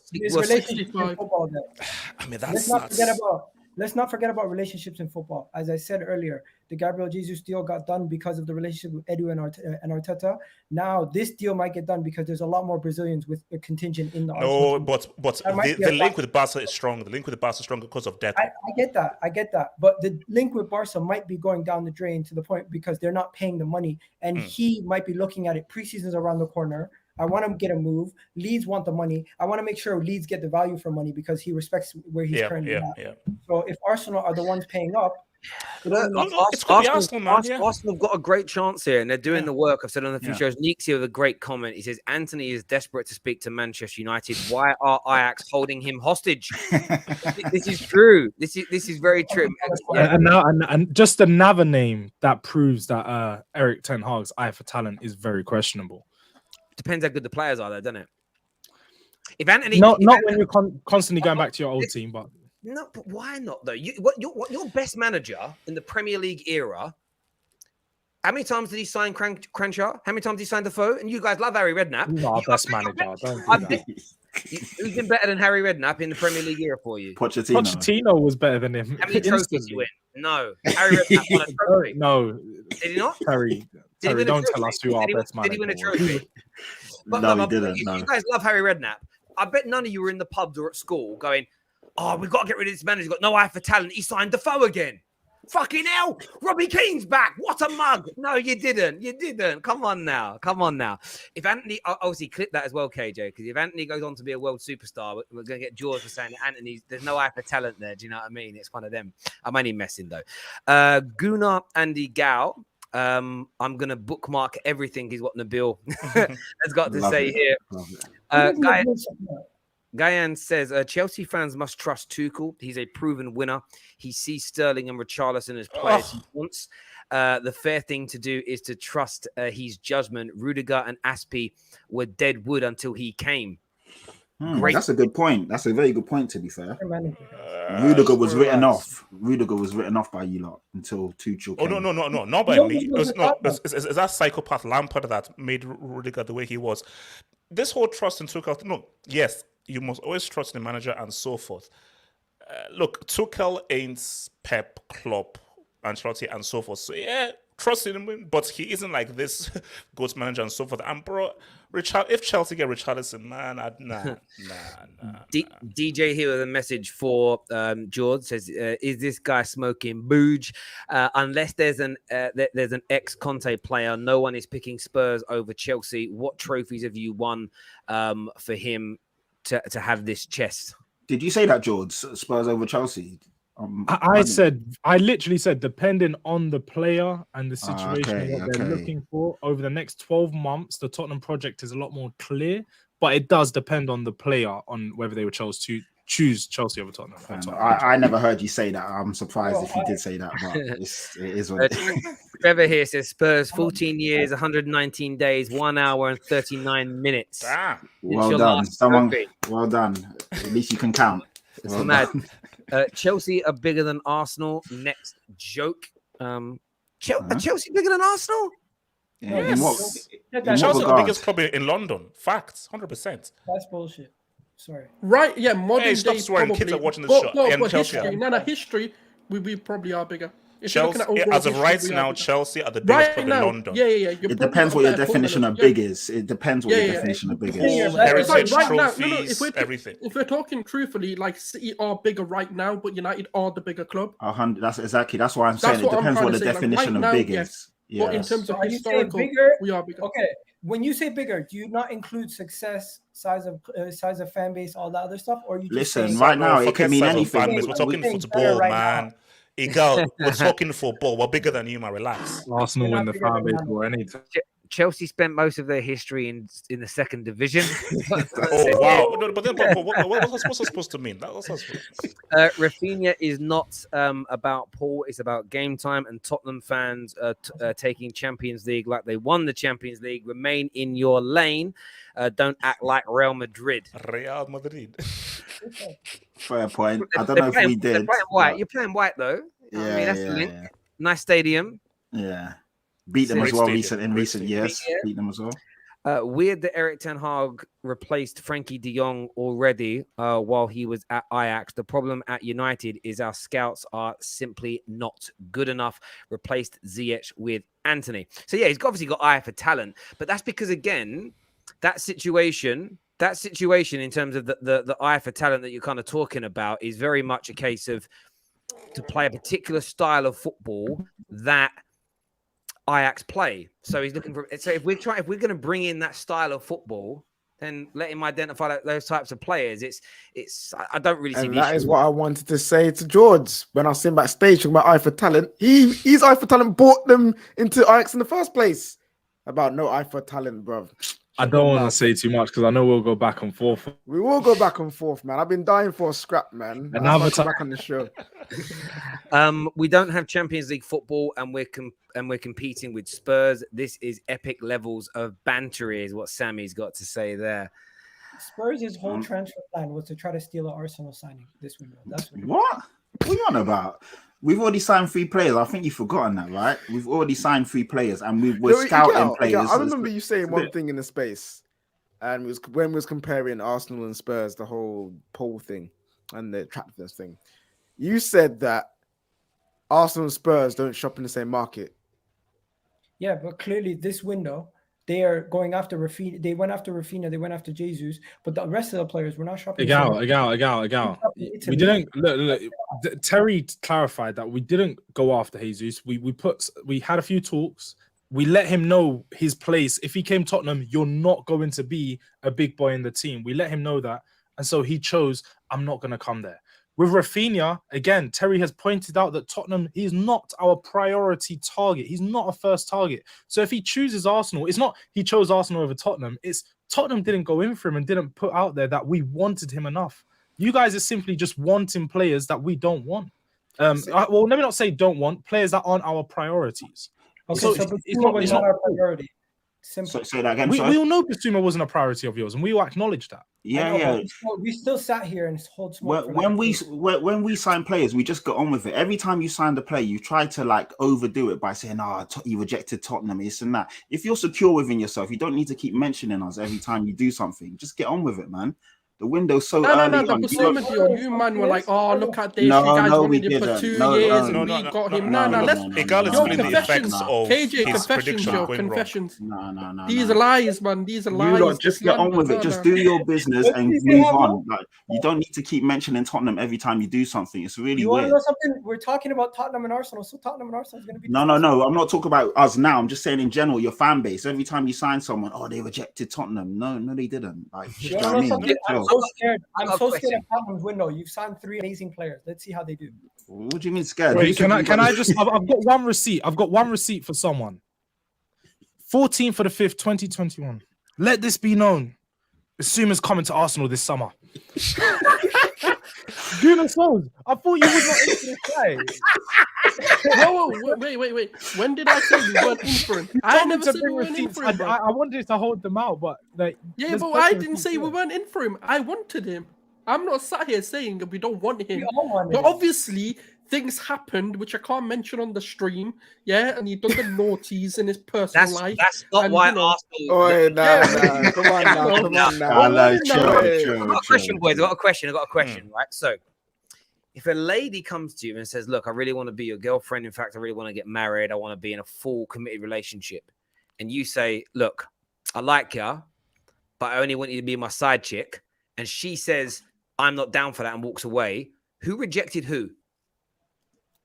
The guy rejected the girl. the woman who walked away. What? No. Facts, the guy bro. rejected her. The guy rejected No, that. He but didn't want both her. in it. I don't think anyone. No. When you think about it deep here, no one rejected anyone. They just wanted different things. Nah. No. It's true. Look, listen. No one rejected no one. Your both requirements weren't met, so it's kind of like okay, cool. On both sides, it's like it's peak. But that's why, like, that's what I love about the transfer window, and I love how, like, again, the other day when Spurs were like, "There's not really been any real interest in Eriksen." Yeah, of course there wasn't. People gear themselves up for the news. Man United started doing it when Liverpool started winning the race for Darwin. It was like, actually, we think this is too expensive. We're walking away. I just don't believe. It just is what it is. But it's because fans have, and I was talking to someone earlier about this. Like, not all Spurs fans, not all Arsenal fans. Spurs fans were bantering gooners like mad over Basuma, and now it's bad. And then Arsenal fans are, "Oh, you're all obsessed. Focus on your own club. We don't care." And then Arsenal signed Jesus, and they're doing the same thing back. And some Spurs fans are going, "Oh my God, all you talk about is us. You're obsessed." I sometimes sit there and think, do you all actually understand that that's exactly what football's about? like it blows my mind that, like, oh my God, people are bantering. Oh, I don't know. Maybe not. I know that jokes aren't allowed in society anymore. So maybe schools have stopped banter. Schools have stopped you teasing people. I used to not want to go to school if we lost a football match, because not just the kids, the teachers would have a go. Like, honestly, it's mad to me. But yeah, that's a question for the viewers. Who got rejected, the man or the woman? I'd love to know. I've been seeing a lot of Tottenham fans being shameless and like saying, "Oh, Richarlison's now better than Raphinha." So I want to ask you guys. No. Who said? I've not seen that. You're just making things up now. Now you're definitely Egal, I'll pay you £500 if in the next minute you can find me 5 tweets that have said that. Yeah, no one has said that, mate. No one. You ain't moving. I found one. You're fine, Spurs fans saying that Richarlison's I found a whole Tottenham. The Tottenham Express. They asked Raphinha or Richarlison. Who would you rather have?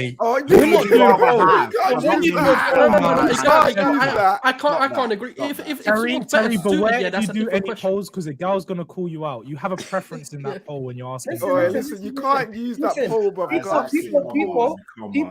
People have now been saying, "Oh my God, let them get Raphinha. Richarlison's better for us anyways, because yes, he can do this, he can do that, and he's better overall." I've been saying You answered your own question. You said perspective from them. Egal, I got a question for you. Since you guys don't stand there, there's no need to be upset. No, Egal, I got a question for you. Is there a difference between better suited and better? Yes, there is. Of course, there is. But that's not what I asked. I asked, do you guys think he's better? No one thinks Richarlison is better. Yeah, no one thinks that. But then Terry said, "Ask you find 5 people." So he's asking you to do it because I've not seen that. It's been more than a minute. Again, asking people who their preferences and who they think a better football player is are 2 completely separate questions. Like, I've got family, right? So a Ferrari is a better car than a people carrier, but it's no good for me because I can't get the kids in the back. Do you know what I mean? It's a better car, but listen, I'll have to leave Lady Freya and Baby Jax on the side of the road. See, kids, I've ordered you an Uber. I'm off. That's it. But I've seen him do that once, you know. Don't tell him I got a Ferrari. Jesus Christ. No, I haven't got a Ferrari, people. I do not have a Ferrari, I promise. Wish I did. If I had enough money for Ferrari, I would not be sitting. Sorry, I saw the Lamborghini in your mansion. Don't lie. Okay. I saw the mansion. In my living room. It's in my living room. You know what? Yeah. And it looked nice. It looked nice. It looked nice. Since it's only like the 4 of the top 6 here. Where is it? 4? No. 4. I can't count. Yeah, it's 4. Who in order right now, where do you think people are going ending up in the table between Arsenal, Spurs, Chelsea, United? What positions? No, bro, I'm saying Tottenham finish second. My thing is City win. In the league? Yeah. Liverpool are going to drop off. I think Liverpool drop off. Wow. Bro, I love it. My African brother, man, has been disrespected. Clip it. I will, my brother. What's it called? Use what's the guy? Edward Scissorhands. Use Edward Scissorhands, cut it away, and so forth, bro. I think that Liverpool letting go of Mane is a big loss. Charles Darwin Núñez, he may have thought of evolution. That guy scores like 2% on the eye test. That guy has a garbage. I think the guy's going to struggle. They're calling him the Cartel Walcott, aka Luis Diaz. He's looking a bit tricky, man. He's looking a bit tricky. I really believe that Mane loss is going to be very key. And I think that's Tottenham with the piece that they have. And with Conte now having his players, I think they're going to be the closest challengers to Man City. Now, I could be wrong, but I do believe City will now finally hit 3 in a row. Unless if Chelsea get Neymar, then we've got a different conversation. If Chelsea roll up with your boy Mar, if Mar says what's up, then we'll have a title race between Chelsea and City. If not, Tottenham finish second. Because Tottenham are not sniffing things. You've gone from being upset that you're getting Sterling to now saying title race is on with Neymar. Wait, KG, do you know who Mar is? If Mar rolls up to the bridge, Bruno Mars, bro. I don't know who Mar is. If Mar and if people roll up, bro, the bridge is going to look totally different. Neymar will rip open that whole thing. Oh, wow. Exposed. Guna, man. Like I said, it is the confession open, innit? I have sinned as well. Don't worry. I have sinned. Love it. Listen, I think Spurs, it depends on the rest of the window. It's so hard to name where people are cut. Right now, Man United come in the lowest out of everyone. Yeah, I think so. Yeah. Right now. Depends who we signed. Terrible manager, no talent ID, not proven in the Prem, overspending on a player that we don't need in midfield. And, all the players we're linked with are trash. We're not selling the right deadwood. Yeah, we're finished, Man United. It's going to be an absolute disastrous season. And I'm going to go and join the rest of the fungus fans in the shit. So you know what? I'd say right now, the top 4 is going to be the same. Terry. Yeah, a little bit of tongue in cheek. Yeah. I was thinking that doesn't sound genuine.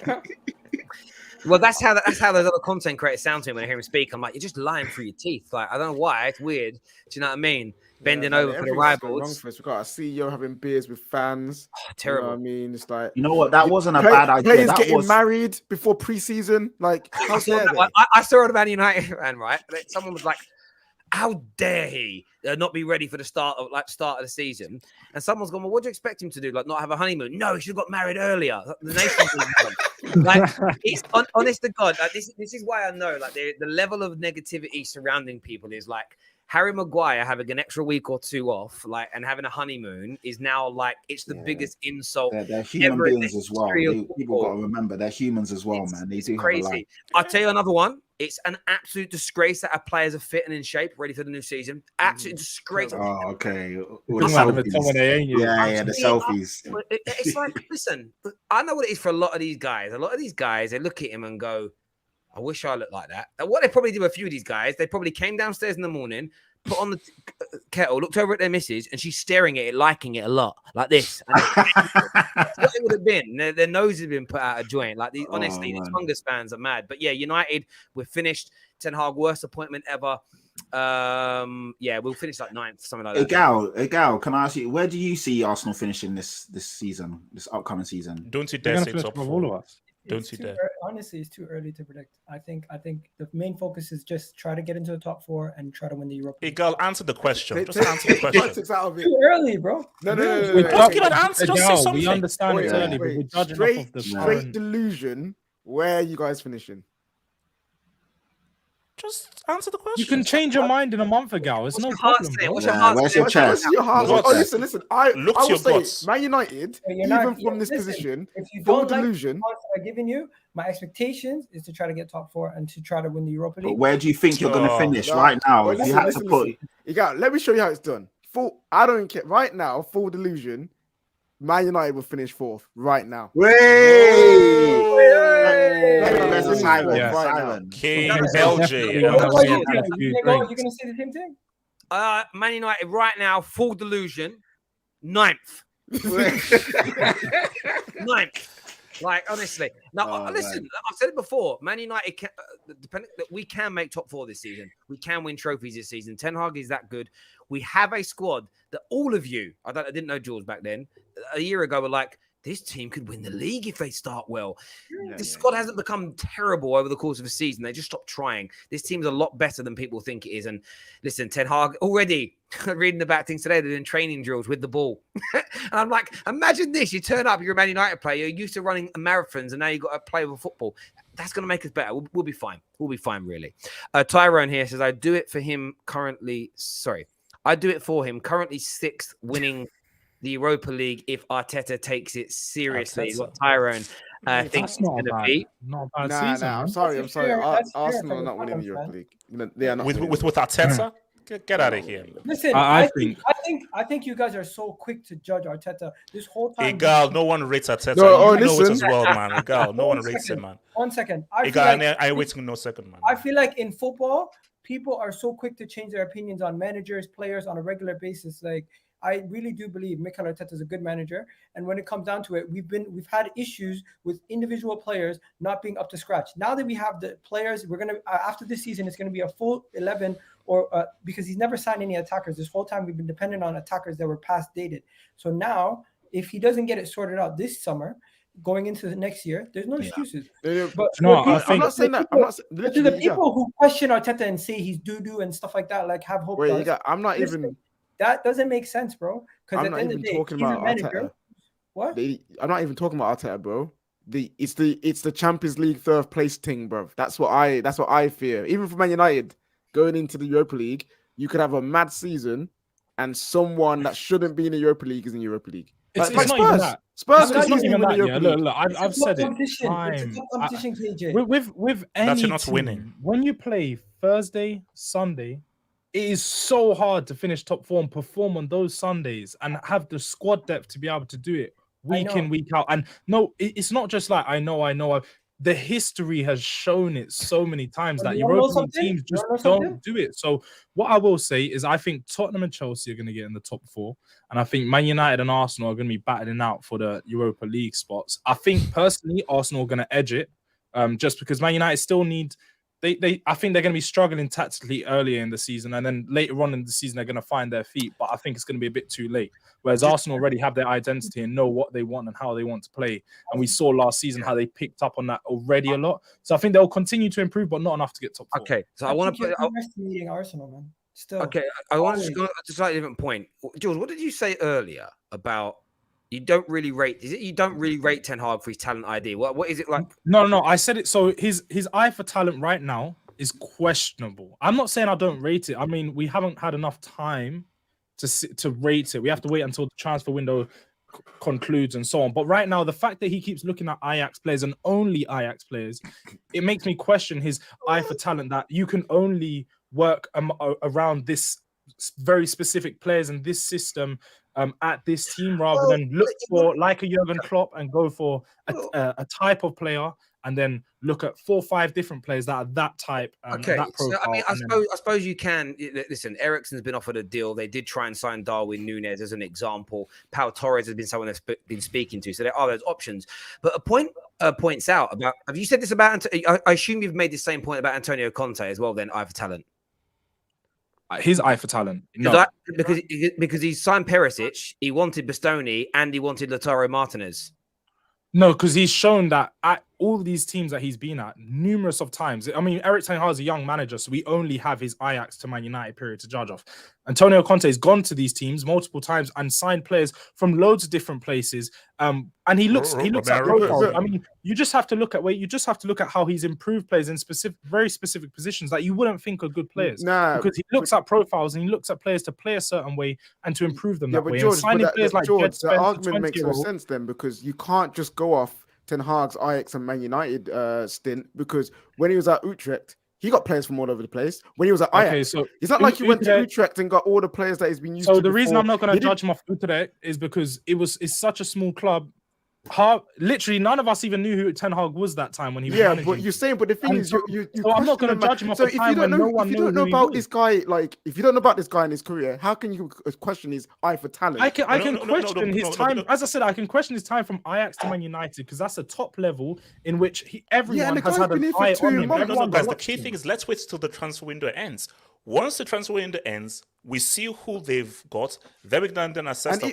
Has this guy tried to recreate Ajax? He got a bit of Ajax and a bit of other guys as well. Even if he picks all Ajax players, if he picks the best ones, he's got an eye for talent. Because he could go to Ajax, get flipping that Edson Alvarez brother, you know what I mean? Or get someone who's not good. It would be a bit iffy if the only ones he make are ex-Ajax guys. I do get the challenge. But at the same time, as a United fan, like, I don't want to sign Anthony in 4 years' time once he's gone to.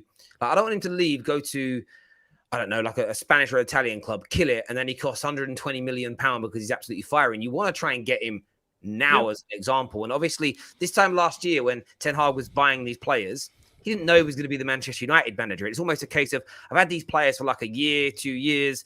I want to keep him as part of what I was doing. And I think there's a little difference here. This guy has never been able to, because Ajax can't keep his players. He's always had to sell them. I don't think he's wrong for trying to bring some of them back as an example. Will he just keep signing Ajax players forever? No, he will use talent elsewhere, plus the squad he's already got. But it's going to be interesting to see what happens there. Dan here says, I can't take a Chelsea fan seriously when they have an Arsenal shirt hanging up behind them. Oh yes, you have hope in it with the Thierry Henry. I mean, are we really going to do that? It's Thierry freaking Henry, and I'm sorry, it's one of the best jerseys ever. Grow up, man. Come on. All right. Arsenal 48 trophies versus Chelsea's 31 trophies. London is forever red. Calm down, little boys. Mo says. Blaze says Chelsea actually have a process, and that's to challenge the title. Spurs don't have what their objectives are. Don't know what their objectives are for next season. So how are Spurs more attractive? What? That doesn't make no sense. Chelsea aren't aiming for the title next season. They're quite aiming to get into the top four. And they don't relax. No. Chelsea don't have a clue of what your objectives are, because Chelsea are a club that aims for the title every season. Relax. Don't do that. Don't say that. Don't do that. Clearly. There's no point in having a conversation. It's delusion to think you're aiming for the title next year. What I will say is that Chelsea typically or historically, yes, with a new manager, new regime, no one knows what's going to happen. Wait. Under Roman, why would a new owner come in, change the fact that they want to go for the title? That I don't see how. No, it's not that Top Bowl is not going to come in and be like, you know what, guys, we're going to go for top four, and that's our regime. They're not going to do that. You Chelsea come in and deliver and execute that.